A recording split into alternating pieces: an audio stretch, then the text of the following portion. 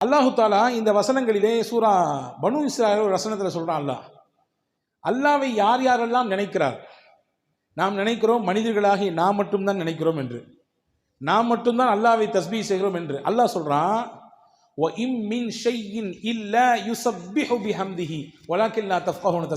உலகத்தில் இருக்கக்கூடிய எல்லா உயிரினங்களும் எல்லாமுமே அல்லாவை துதிக்கிறது, அல்லாவை தஸ்பீஹ் செய்கிறது. உங்களுக்கு அதை புரிஞ்சிக்க முடியாது, அவ்வளவுதான்.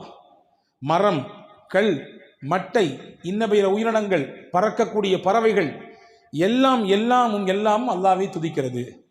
காரணம், இறைவனை நினைப்பதாலும் துதிப்பதாலும் மட்டும்தான் நம் கவலைகளுக்கு தீர்வை கொண்டு தர முடியும். இறைவனை நினைப்பதாலும் அந்த நினைத்த நினைப்பை நாவினால் அதை வெளிப்படுத்துவதாலும் மட்டும்தான் நம் கவலைகளுக்கு மருந்தை போட முடியும். எனவே உலகத்தில் மனுஷன் மட்டும் இல்லை, எல்லா உயிரினங்களும் துதிக்கிறது என்று அல்லாஹ் சொல்கிறான்.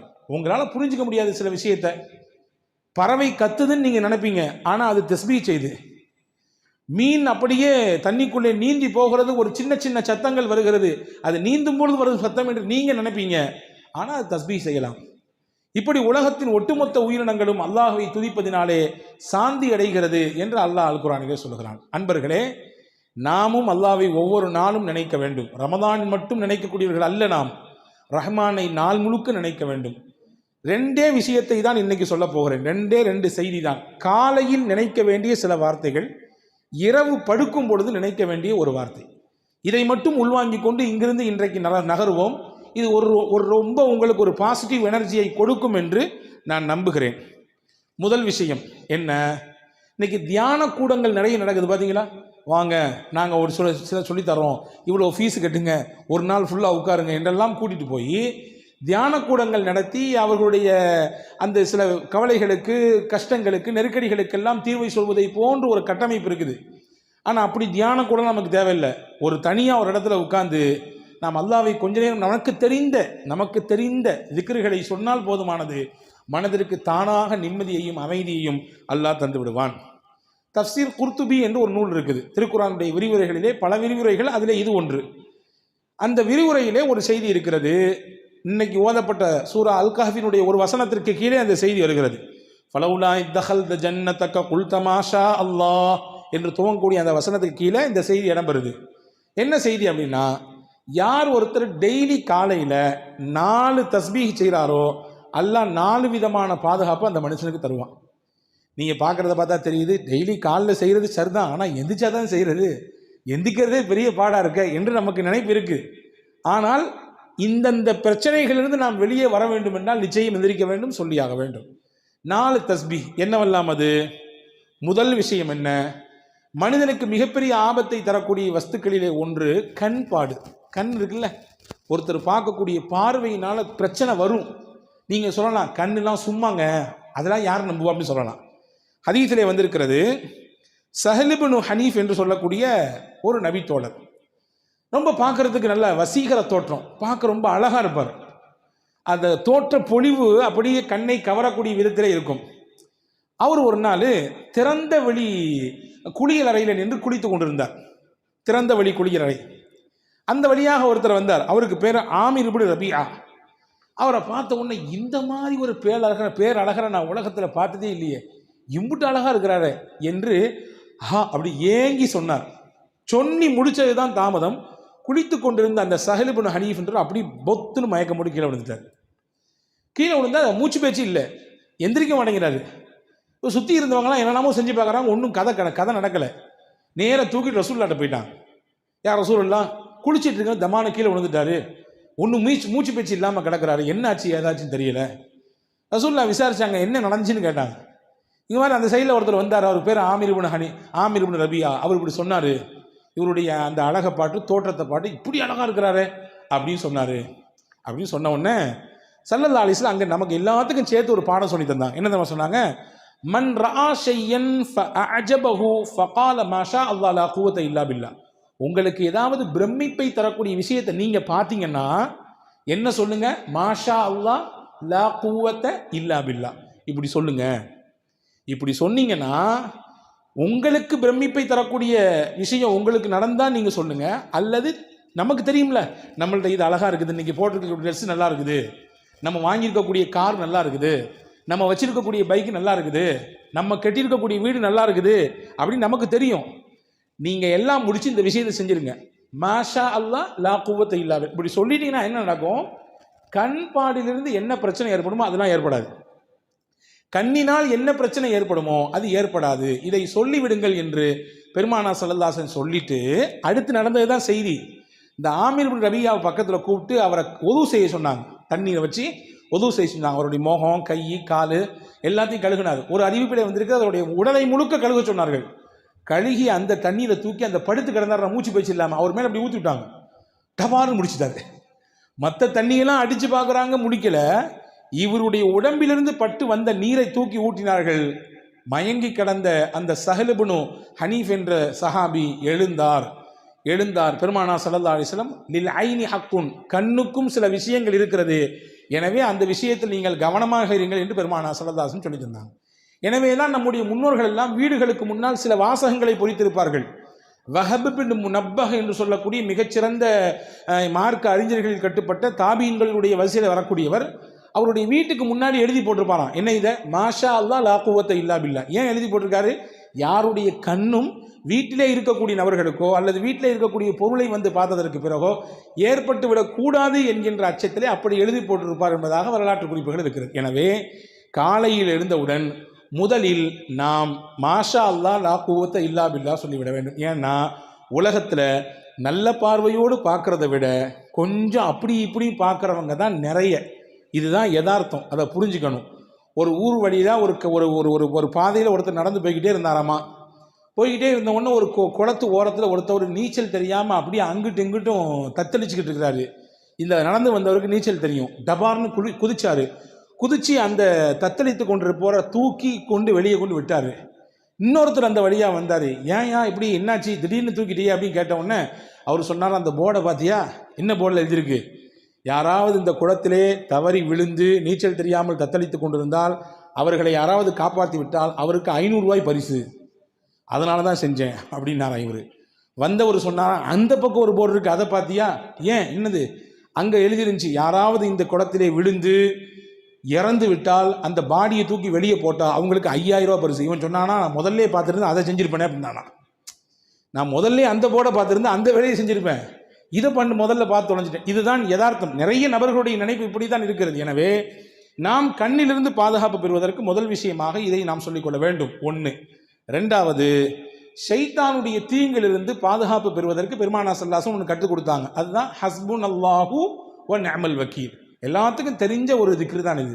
புதுசாக ஒன்று நான் சொல்லி தரல. ஹஸ்புன் அல்லாஹு வ நிஅமல் வக்கீல் என்பது ஹஜ்ரத் சையதுனா இப்ராஹிம் அலைஹிஸ்ஸலாம் சொன்ன வார்த்தை. இப்ராஹிம் அலைஹிஸ்ஸலாம் சொன்ன வார்த்தை அது. ஹஸ்பி அல்லாஹு வ நிஅமல் வக்கீல் அவங்க சொன்னாங்க. இப்போ நம்ம சொல்லும் பொழுது ஹஸ்புன் அல்லாஹு வ நிஅமல் வக்கீல் என்று சொல்வதனாலே இந்த பெரிய அர்த்த வேறுபாடு வராது. இதை சொல்ல வேண்டும். இப்படி சொன்னால் அல்லாஹ் ஷைத்தானுடைய தீங்கிலிருந்து அந்த நாள் முழுக்க அவரை பாதுகாப்பான். ஷைத்தானின் தீங்கு என்பது ரொம்ப ஆபத்தானது. ஹாரூன் ரஷீத் பாஷா இருந்தாங்க ஒருத்தவங்க, ரொம்ப முக்கியமான மன்னர்களில் ஒருவர், ஜனாதிபதி. அவர் உமையாக்களினுடைய ஆட்சியில் முக்கியமான ஒரு ஜனாதிபதி, பெரிய பெரிய பரப்பளவை ஆட்சி செய்த மன்னர் ஹாரூன் ரஷீத் பாஷா. ஒரு நாள் அவர் தூங்கிட்டு இருந்தார். காலையில் ஃபஜருடைய நேரம், அரண்மனையில் தூங்கிட்டு இருக்காரு. வெளியிலேருந்து அவர் பேரை சொல்லி யாரோ சத்தம் கொடுக்காங்க, ஹாரூன் ஹாரூன் ஹாரூன், எந்திரிங்க எந்திரிங்க, நேரம் ஆச்சு, ஃபஜர் தொழுங்கன்னு. இப்போ இந்த மன்னருக்கு ஆச்சரியம், நம்ம பேரை சொல்லி இவ்வளவு துணிச்சலாம் யாருப்பா கூப்பிட்றா அப்படின்னு சொல்லி வெளியே வந்து பார்த்தாங்க. ஒருத்தர் நின்னாரு. நீ யார்? நீயே இந்த நாட்டினுடைய மன்னர், நான் இவ்வளோ பெரிய பரப்பளவை ஆட்சி செய்யக்கூடியவன், என்னையை பார்த்து பேர் சொல்லி கூப்பிடுறிய, யார் நீன்னு கேட்டாங்க. அப்போ ஹாரூன் ரஷீத் பாஷா சொன்னால், நான் தான் ஷைத்தான் அப்படின்னா. அவன், நீ எழுப்பி விட மாட்டியப்பா, நீ வந்து தூங்க தானே வைப்ப, நல்லா தூங்கு, ஃபர்குது, இன்னும் நேரம் நிறைய இருக்குது, இன்னும் தூங்குன்னு சொல்கிற ஆள் தானே நீ, என்னை எழுப்பி விட்டுட்டு எப்படின்னு கேட்டாங்க ஹாரூன் ரஷீத் பாஷா. அவன் சொன்னானம்மா, 2 நாளைக்கு முன்னாடி ஃபஜர் தொழாமல் நீங்கள் தூங்கிட்டீங்க, எந்திரிச்சு உட்காந்து ஃபஜர் தொழுகலையேன்னு சொல்லி வருத்தப்பட்டு அழுது அன்னைக்கு ஃபுல்லாக அல்லாட்ட மன்னிப்பு கேட்டீங்க. நீங்கள் ஃபஜர் தொழுதுருந்தா கூட இப்படி பெரிய நன்மை அல்லாஹ் உங்களுக்கு தந்திருப்பான் போல தெரியல. ஆனால் ஃபஜர் தொழாமல் அம்பிட்டு தூரம் அழுது கண்ணீர் விட்டு அல்லாட்ட மன்னிப்பு கேட்டீங்கல்ல, உங்களுக்கு நிறைய நன்மை அல்லாஹ் கொடுத்துட்டான் அப்படின்னு சொல்லிட்டு ஷைத்தான் சொன்னானா. அதனால தான் அது கிடைக்கக்கூடாது அப்படின்றதுக்காண்டி இது கிடைச்சா கூட பரவாயில்ல அப்படின்னு நினச்சி இந்த வேலையை செஞ்சேன் அப்படின்னு சொல்லி ஷைத்தான் சொன்னானா. இதை நீங்கள் தப்பாக புரிஞ்சுட்டு சரி ஃபஜர் தொலாட்டியும் பரவாயில்ல போல தெரியுது, எந்திரிச்சு உட்காந்து 2 சொட்டு கண்ணி விட்டா போதுமானது, அஜரத்தே சொல்லிட்டாருன்னு நினச்சி நீங்கள் தப்பாக கணக்கு போடக்கூடாது. யதார்த்தத்தை சொல்கிறேன். ஷைத்தானுடைய நிலைப்பாடு எப்படி இருக்கும் என்றால், எப்படி ஒரு மனிதனை திசை திருப்பலாம், வழிகெடுக்கலாம் என்றே சிந்திப்பான். அப்போ அவனுடைய தீங்கிலிருந்து நாம் பாதுகாப்பு பெற வேண்டும் என்றால் டெய்லி காலையில் ஹஸ்புன் அல்லாஹு வ நிஅமல் வக்கீல் என்பதை ஓதிக்கொள்ள வேண்டும் என்று அறிஞர்கள் சொல்கிறார்கள். இது 2. 3வது, இது மட்டும்தான் நாம் கொஞ்சம் தெரியாத ஒன்று, திருக்குர்ஆனுடைய ஒரு வசனம், அந்த வசனத்தினுடைய ஒரு துண்டு. இதை டெய்லி ஒரு தடவை ஒரே ஒரு டைம் ஓதினா போதும். என்னது அது? வ உஃபவ்விது அம்ரி இலல்லாஹ். அவ்வளோதான்.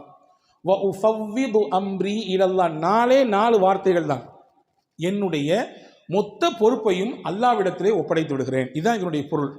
இதை ஓதுனா என்ன கிடைக்கும்? மனிதர்கள் என்ன மாதிரியான தீங்கெல்லாம் செய்வார்களோ அந்த தீங்கின் மொத்தத்திலிருந்தும் அல்லாஹ் நம்மை பாதுகாப்பான். இதனுடைய இன்னொரு ரகசியத்தை சொல்கிறேன் கேட்டுங்க. நம்முடைய பிள்ளைகளை நாம் வெளியே அனுப்புகிறோம், காலேஜுக்கு அனுப்புகிறோம், பள்ளிக்கூடங்களுக்கு அனுப்புகிறோம்.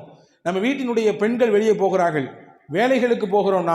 நம்முடைய பிள்ளைகள் வேலைக்கு போகிறார்கள், வெளிநாடுகளுக்கு போகிறார்கள். போகும் பொழுது யார் இந்த ஆயத்தை ஓதி அவர்களுக்கு பாதுகாப்பாக அல்லாஹ் இருப்பான் என்று சொல்லி அனுப்புகிறார்களோ அல்லாஹ்வுடைய ஈமானையும் பாதுகாப்பான், அவருடைய ஒழுக்கத்தையும் அல்லாஹ் பாதுகாப்பான். இன்னைக்கு காலகட்டத்தில் 2மே மிகப்பெரிய சவாலான விஷயம். ஈமானை பாதுகாக்கிறதும் பெரிய சவால், ஒழுக்கத்தை பாதுகாப்பதும் மிகப்பெரிய சவாலாக இருக்கிறது இல்லையா? ஒழுங்கீனமான காட்சிகள் எத்தனை நடக்குது பார்க்குறோமா இல்லையா? எக்கச்சக்கமான காரியங்களிலே இன்றைக்கு இலசுகள் சிக்கி தங்களுடைய எதிர்காலத்தை சின்னாபின்னப்படுத்திக் கொள்கிறார்களே, பார்க்கிறோமா இல்லையா? எனவே இதை ஓதி விட வேண்டும். ஓதினால் அல்லாஹ் மனிதர்களிடத்திலிருந்து கூடாத நட்பு கேடாய் முடியும் சொல்லுவாங்களே, அந்த மாதிரியான கூடாத நட்புகளிலிருந்து, கூடாத சகவாசத்திலிருந்து என்னென்ன தீங்குகள் வருமோ அந்த தீங்கை எல்லாம் அல்லாஹ் பாதுகாப்பான். காரணம், இந்த வசனத்தினுடைய அடுத்த பகுதி சொல்கிறது, இன்னல்லாஹ பசீரும் பில் இபாத். அல்லாஹ் தன் அடியார்களை உற்று நோக்கக்கூடியவனாக இருக்கிறான், கண்காணிச்சுட்டே இருக்கான். இப்போ இதை நீங்கள் ஓதுனீங்கன்னா நிச்சயமாக அல்லாஹ்வின் வளையத்திற்குள்ளே நாம் இருப்போம். நாம் யாரை வெளியே அனுப்புகிறோமோ அவர்கள் இருப்பார்கள். இது 3வது. 4வது விஷயம் என்ன? காலைல எந்திரிச்சவன சொல்ல வேண்டியது, ஹதரத் சையதுனா யூனுஸ் அலைஹிஸ்ஸலாம் சொன்ன ஒரு கலிமா. என்ன கலிமா அது? சொல்ல தானே நீங்கள் இருக்கிறீங்க, நீங்கள் சொல்லிதாங்க என்று நீங்கள் கேட்கறது புரியுது. லா இலாஹ இல்லா அன்த சுபஹானக இன்னி குன்து மினல் ஸாலிமீன். இது ஒரே ஒரு தடவை காலை ஓதினால் என்ன கிடைக்கும்? இன்னைக்கு உச்சகட்டமான நோயாக இருக்கக்கூடிய எல்லாத்துக்கும் இருக்கு, சின்ன பிள்ளையிலிருந்து வயசான பெரியவங்களே இருக்குது. என்ன? கவலை கவலை கவலை, எதையாவது நினைச்சு கவலை, எதையாவது நினைச்சு புலம்படி இல்லையா? அந்த கவலைகளிலிருந்தெல்லாம் அல்லாஹ் தஆலா வெளியே கொண்டு வருவான் மனிதனை. ஹஜ்ரத் யூனுஸ் அலைஹிஸ்ஸலாமுக்கும் கவலை இருந்தது. அல்லாஹ் குர்ஆனிலே சொல்கிறான், வ கதாலிக நுஞ்சில் முஃமினீன். ஹஜ்ரத் யூனுஸ் அலைஹிஸ்ஸலாம் மீன் வயிற்றுக்குள்ளே இருந்தார்கள், ஒரு விஷயம் செய்யக்கூடாது, அதை செய்தார்கள். அல்லாஹ் ஒரு சின்ன மாற்றத்தை கொடுக்க நினைத்தான், மீன் வயிற்றுக்குள்ளே வைத்தான். 40 நாட்கள் இருந்தார்கள். அவர்கள் 3 இருளிலே சிக்கி இருந்தார்கள். கடலின் ஆழம், கடல், இன்னொன்று மீன் வயிறு. அங்கே இருந்து கொண்டுதான் இந்த கலிமாவை ஓதினார்கள். அல்லாஹ் சொல்லுகிறான், இந்த கலிமாவை மட்டும் யூனுஸ் ஓதாமல் இருந்திருந்தால் அவர் அதே மீன் வயிற்றுக்குள்ளே கியாமத் வரை இருந்து போயிருப்பார், மறுமை வரை அந்த மீனுக்குள்ளேயே இருந்து போயிருப்பார் என்று அல் குர்ஆனிலே சூரா சாஃபாத்திலே அல்லாஹ் சொல்லுகிறான். இப்போ என்ன சொல்ல வரேன்னா, அல்லாஹ் சொல்றான், ஃபனஜ்ஜைனாஹு மினல் கம். அந்த யூனுஸை இந்த கலிமாவின் மூலமாக அவருடைய கவலையிலிருந்து நாம் வெளியே கொண்டு வந்தோம், அவருடைய ஸ்ட்ரெஸ்லேருந்து நம்ம வெளியே அவரை தூக்கிட்டு வந்தோம் நல்லா சொல்கிறான். ஹஜ்ரத் ரசூல் ஸல்லல்லாஹு அலைஹி வஸல்லம் சஹாபாக்களுக்கு சொல்லி கொடுத்தாங்க, இதை நீங்களும் ஓதுங்கன்னு சொன்னாங்க. இப்போ சஹாபாக்கள் கேட்டாங்க, யார் ரசூலுல்லாஹ் இதை ஓதுனா என்ன கிடைக்கும்? அல்லாஹ் சொல்கிறது உங்களுக்கு தெரியலையா? கதாலிக நுஞ்சில் மூமினீன், அவ்வாறே மூமின்களையும் நாம் பாதுகாப்போம், மூமின்களுக்கும் கவலையிலிருந்து வெளியே கொண்டு வருவோம் என்று அல்லாஹ் சொல்கிறானே, அது உங்களுக்கு புரியலையான்னு கேட்டாங்க ஸல்லல்லாஹு அலைஹி வஸல்லம். எனவே கவலையிலிருந்து வெளியே வருவதற்கான மிகச்சிறந்த மருந்தாக கலிமே யூனுஸ் அலைஹிஸ்ஸலாம் ஓதி இந்த கலிமா இருக்கிறது. ஆக இந்த 4 விஷயத்தையும் டெய்லி காலையில் செய்துவிட்டால் அல்லாஹ்வின் அருளால் 4 விதமான பாதுகாப்பை நம்மால் பெற்றுக்கொள்ள முடியும். முதல்ல சொல்லிட்டா ரீவைண்டிங் பண்ணட்டுமா? முதல் விஷயம் என்ன என்றால், கண் பாடிலிருந்து பாதுகாப்பு பெறுவதற்கு மாஷா அல்லாஹ் லா குவத்த இல்லா பில்லா, ஷைத்தான் புறத்திலிருந்து அவனுடைய கேடுகளிலிருந்து பாதுகாப்பு பெறுவதற்கு இப்ராஹிம் அலைஹிஸ்ஸலாம் ஓதிய ஹஸ்புன் அல்லாஹ் வ நிஅமல் வக்கீல். 3வது, மனிதர்களின் தீங்கிலிருந்து நமக்கு பாதுகாப்பு கிடைப்பதற்கு, நம் பிள்ளைகளின் ஒழுக்கமும் அவர்களுடைய ஈமானும் பாதுகாப்பு பெறுவதற்கு குர்ஆனினுடைய வசனமாக இருக்கிற வ உஃபவ்விது அம்ரி இலல்லாஹ். 4வது, கவலை, நெருக்கடி, கஷ்டம் இதுவெல்லாம் நீங்குவதற்கு ஹஜ்ரத் யூனுஸ் அலைஹிஸ்ஸலாம் ஓதின லா இலாஹ இல்லா அன்த சுப்ஹானக இன்னி குன்து மினல் ஸாலிமீன். இது காலையில் செய்ய வேண்டிய 4 விஷயம். நைட்டு செய்ய வேண்டிய 4 விஷயம் ரொம்ப சிம்பிள். ஹஜ்ரத் ஃபாத்திமா அலைஹிஸ்ஸலாமுக்கு ரொம்ப உடம்பு வலி, வீட்டில் வேலை செஞ்சு செஞ்சு செஞ்சு கையெல்லாம் அப்படி காய்ச்சி போச்சு.